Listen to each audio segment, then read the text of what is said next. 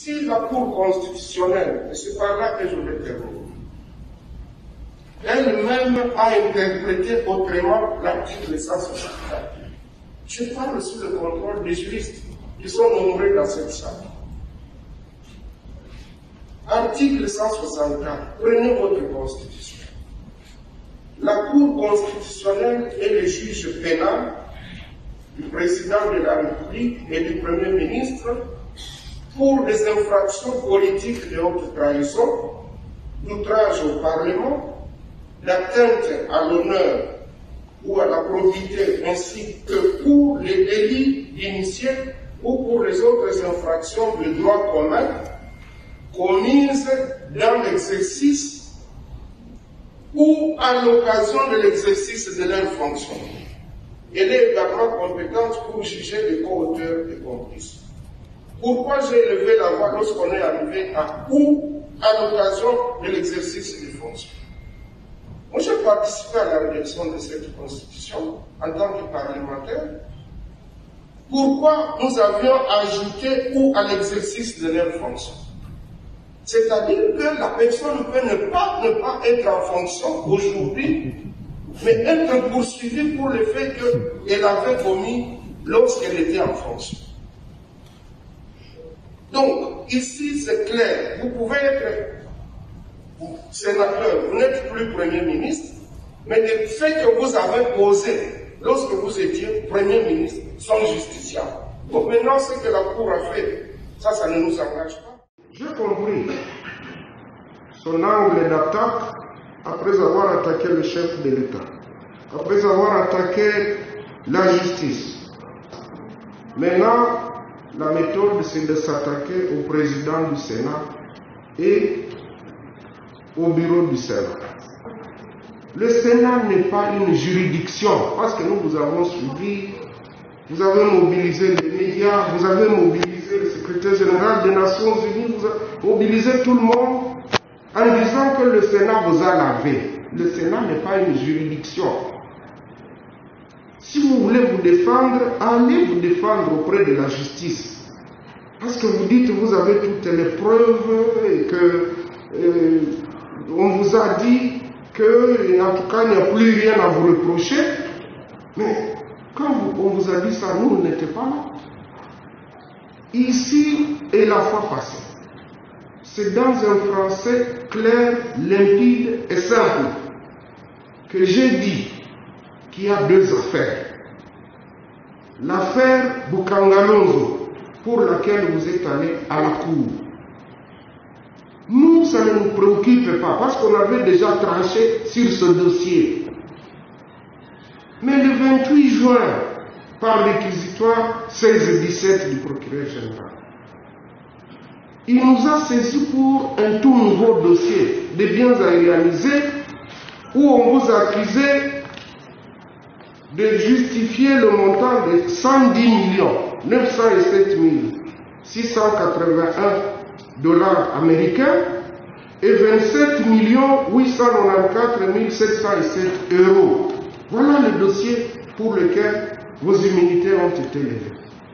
Et donc, par parallélisme de forme, dès lors que le dossier est au niveau de la justice, ce que je vous ai dit ici et devant les collègues, c'est de dire, dès que vous nous apportez le document de non-lieu dans ce dossier ici de biens à réaliser, pas dans Bukangalonzo, dans ce dossier, automatiquement, vous récupérez vos immunités. Est-ce que c'est si compliqué? Est-ce qu'il faut être juriste pour que nous puissions comprendre ça? Amenez-nous, puisque le procureur, l'AG vous a dit non, en tout cas il n'y a rien, nous avons retrouvé les preuves. Mais qu'il le fasse par écrit, qu'il vous délivre un document. Donc, je pense, chers collègues, cherchez à vous défendre. Parce que vous dites que vous êtes innocent. On n'est jamais allé au fond de votre dossier. Jusque-là, on est dans les procédures. Si vous voulez être lavé, allez au fond du dossier, vous prouvez votre innocence, et comme ça, vous nous laissez tranquille.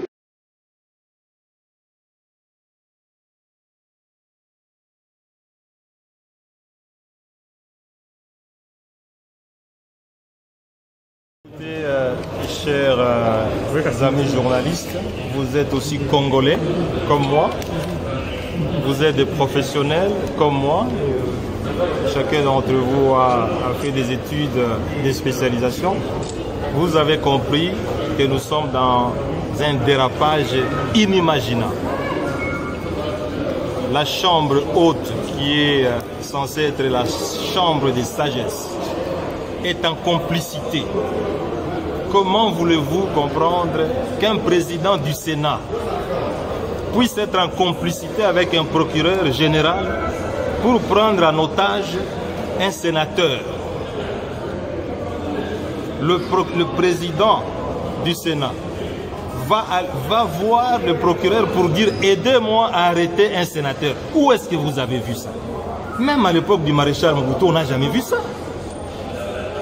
Même à l'époque du maréchal Mobutu, on n'a jamais vu ça. Un président du Sénat se met en complicité avec un procureur pour arrêter un sénateur, un ancien Premier ministre.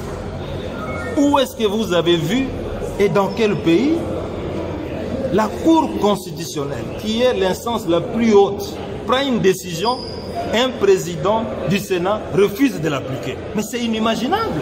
Est-ce que vous vous rendez compte, chers amis journalistes, le niveau de dérapage dans lequel nous sommes aujourd'hui? Ce qu'on appelle état de droit, un président du Sénat peut refuser de mettre en application une décision de la haute cour, tout simplement parce que ce que le président cherchait, qu'on puisse condamner M. Matata, n'a pas été appliqué. Chers amis journalistes, où est-ce que vous avez vu un dossier qui est clôturé sans suite, où un procureur général demande pardon à quelqu'un, mais il ne clôture pas les dossiers? Mais le bureau du Sénat n'est pas encore notifié. Mais justement, c'est le président du bureau qui a demandé au procureur de ne pas clôturer les dossiers. Comment il va les notifier?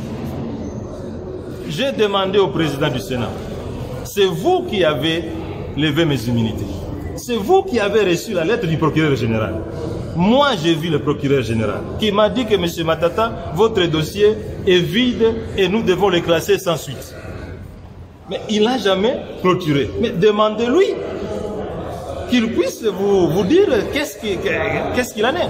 Mais le président du Sénat dit, je ne peux pas lui écrire. Comme c'est lui qui lui a demandé de ne pas lui écrire. Vous comprenez? Qu'il ne peut pas lui écrire. Mais ça, c'est un jeu d'enfant. Est-ce que vous avez reçu l'acte de notification de la Cour constitutionnelle? Avez-vous reçu l'acte de notification? Mais il a reçu ça. J'étais avec lui dans son bureau le mardi et il m'a dit que j'ai reçu ça. Il m'a dit dans son bureau, et je l'ai dit d'ailleurs tout à l'heure. Et pourquoi vous refusez de vous restituer vos immunités si l'acte de notification... Mais je vous ai dit qu'il est en train de préparer d'autres réquisitoires. Il attend que le Sénat puisse fermer pour qu'il puisse encore introduire d'autres réquisitoires. Mais ça, c'est un jeu d'enfant. Donc par là, on peut comprendre que le président du Sénat est instrumentalisé? Mais je ne sais pas, mais tout ce que moi je vois, c'est que les actes qu'il est en train de poser sont en violation flagrante de la Constitution.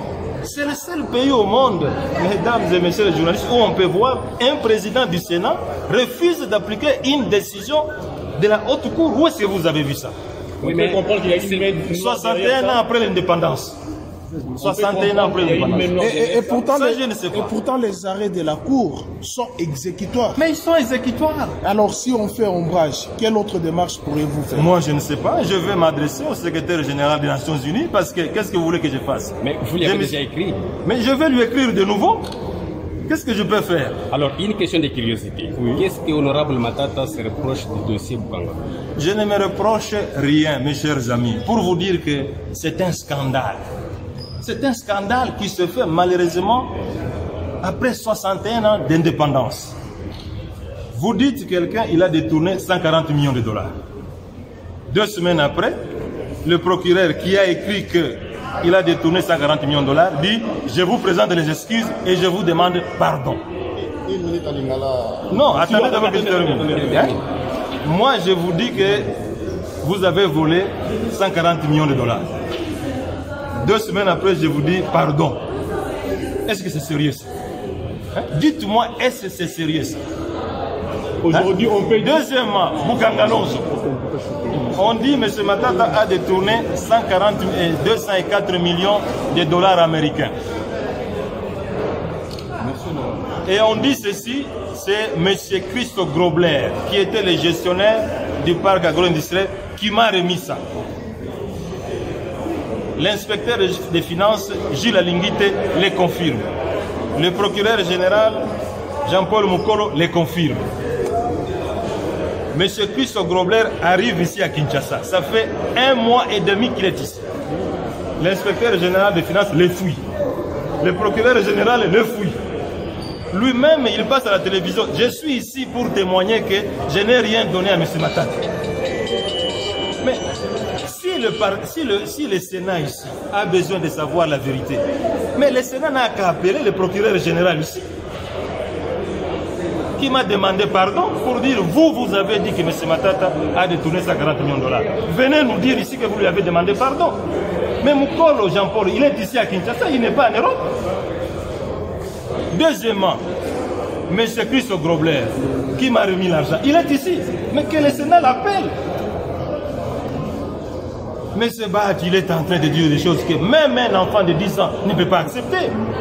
Vous êtes président du bureau du Sénat. Vous voulez savoir si M. Matata a détourné l'argent. Mais les 2 personnes qui sont intéressées, mais sont ici. Mais il n'a qu'à les appeler. Merci. Vous avez compris? Merci. Donc c'est du chantage, c'est de l'acharnement. C'est tout ce que vous devez savoir. Et c'est douloureux et c'est honteux pour un pays. Et c'est honteux pour vous aussi les journalistes de vivre de tels événements. Des théâtres, des parodies. Quand on dit un Sénat, c'est une institution de haut niveau, de haute valeur. Vous, les journalistes, vous ne pouvez pas accepter que de tels scénarios se passent dans des institutions qui sont censées bâtir l'avenir de ce pays. Merci beaucoup.